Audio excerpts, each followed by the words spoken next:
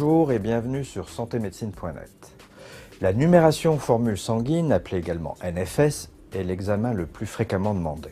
Au cours de cette analyse sanguine, plusieurs éléments sont dosés, comme par exemple le VGM, le CCMH et le TCMH, l'hématocrite, les globules blancs, qu'on appelle aussi leucocytes, et les plaquettes.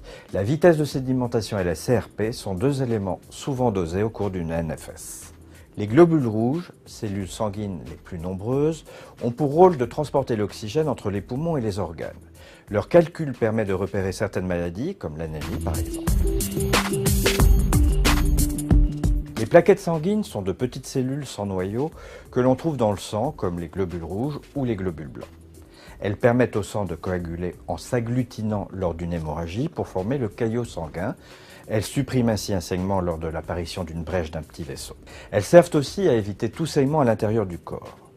Le taux normal des plaquettes est compris environ entre 150 000 et 400 000 par millimètre cube.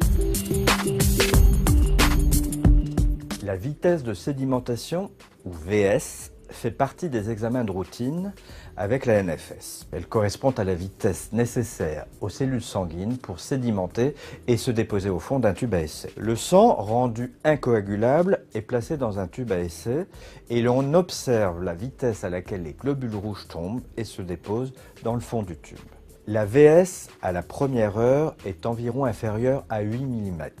Chez l'homme, elle est comprise entre 3 mm et 6 mm et chez la femme entre 4 et 8 mm.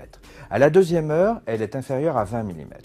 Une modification de la VS n'est pas spécifique d'une maladie particulière.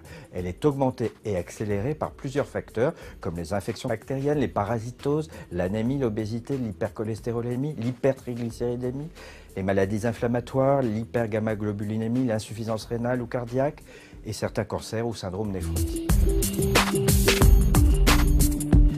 La CRP est un marqueur de l'inflammation désormais de plus en plus utilisé.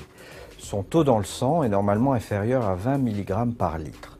Elle permet de suivre l'évolution de la pathologie en cause. Sachez que des résultats sanguins délivrés sans autres informations ne peuvent pas vous permettre d'effectuer un diagnostic, et ceci d'autant plus qu'ils peuvent également varier selon la technique utilisée par le laboratoire.